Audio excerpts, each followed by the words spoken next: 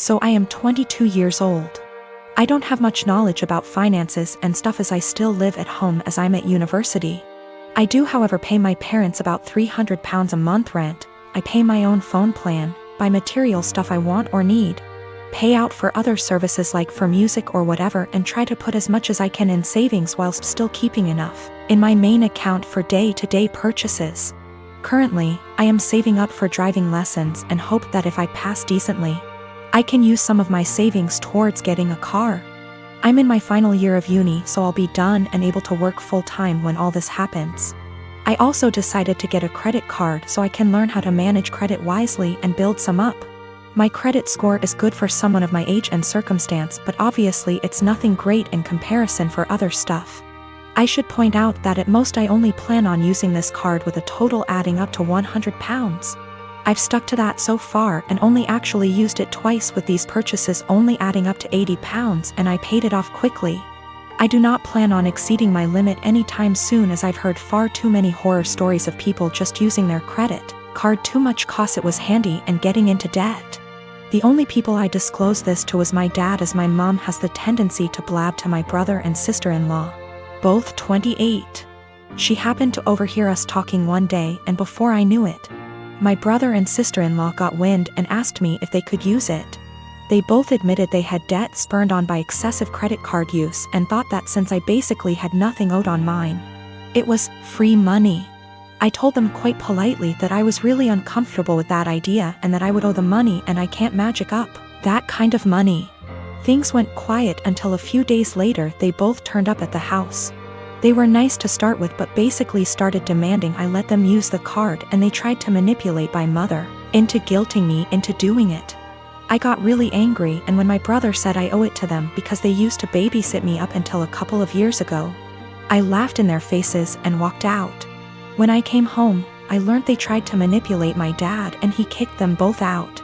My mother then tried and he told her to go too, and she is currently staying with my brother and Sil. The only person on my side is my dad, who tells me they're all trying to take me for a ride and they're trying to manipulate me cause I'm young and they think I'm vulnerable. My brother, sister-in-law and mom on the other hand think it isn't a big deal letting someone else use my card. It's really messing with my head, and I just want everyone to stop being in an argument. My fiancé, James, and I have been together for 3 years, planning a wedding for October 2016. A few months before we met, James bought a brand new home in a newer subdivision. We recently refinanced it and added my name. Before me, James dated a woman, Britt, for about 7 months. She's never been to this current house. From what he's told me, they broke up when he decided they weren't as compatible. The breakup was rough, to the point where he and neighbors called the police when she wouldn't leave his front yard and was screaming at 10 p.m. at night. This is all from what he and his sister have told me. I don't have a reason to not believe them. I've only had a few run-ins with Britt. These have been at restaurants or just coincidences out in public. We never spoke up until now. The problem, Britt has bought a house in the same subdivision that we live in. We even share a cul-de-sac. The only reason we found out about this is from a flyer we got welcoming her to the neighborhood. Our subdivision is very community-oriented. James insists he's never told her where he lives and hasn't spoken to her since the night he called the police. We both brushed it off as a coincidence, but lately it's becoming very weird. Here's why. I work for a company that allows me to work from home 3 out of the 5 days. Our home is a ranch and my office window faces the street. I'm not sure what Britt does for a living, but she does not work during the day. From about noon until 3, she spends her time walking up and down our street. When she passes our house, she doesn't take her eyes off of it.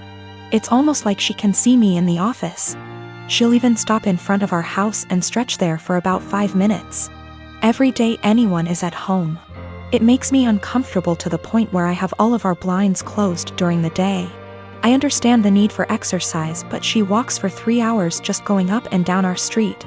Another issue is when either James or I are outside with the dog, she'll let her dog outside and it will come sprinting to our yard. This causes her to come and get her dog. Every time she says, "I'm sorry, we're still working on training." James and I are always polite.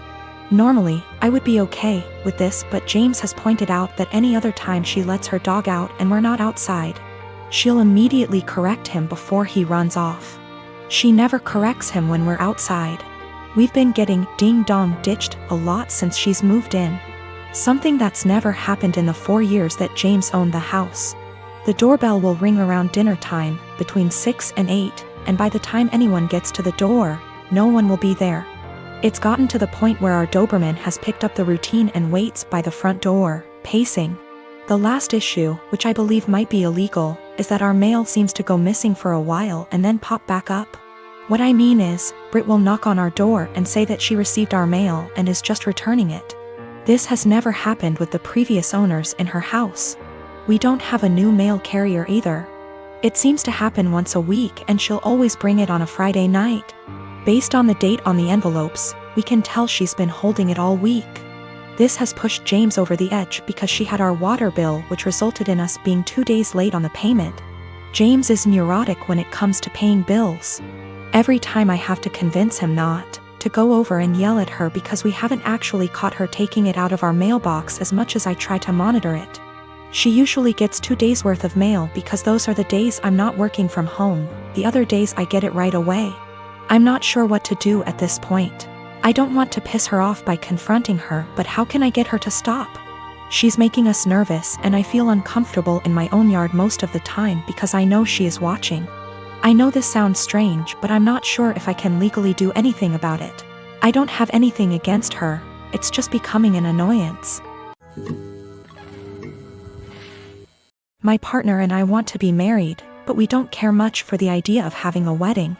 We wanted to elope, but my mom has been telling me since I was 16, and had never even had a boyfriend, that she wanted to see me get married and she would basically never forgive me if I eloped. I do like the idea of my family being there to celebrate with us. But I hate the idea of spending money we don't have on this huge party just so that our relationship can change in nothing but name and legal benefits. And for various reasons, it doesn't make sense for us to wait until we can afford a wedding to get married. We wanted to keep it small, preferably under $3,000, which is honestly more than I'd like to spend. But we have to be realistic. We had planned on having it in my in-laws' backyard, but even that was more money and effort than I was willing to put forth. I was stressed and feeling like I was out of options, so one day, I vented to my mom. She seemed really excited about the idea of helping me plan a wedding. It was kind of a red flag when she said, "My mom didn't help me plan my wedding. Let me live vicariously through you." But still, I agreed. She seemed really excited to help me find a venue. I was not excited, because I have not been excited about one single step in the wedding process and I just want it to be over. About a week later, I found out that this really great park in our city, that my partner loves, does weddings for an extremely small fee. I emailed the event coordinator and found out that the date we want is available. I told my mom, and her reaction was, "So I guess you don't need my help finding a place, then?" And every time I talk about it, she says the same thing. She has always talked about how shitty it is to guilt trip someone, but I feel like that's exactly what she's trying to do. I honestly can't tell whether or not I've done something wrong. Like, I'm not sure if I implied that I would only get married in a place she helped me find.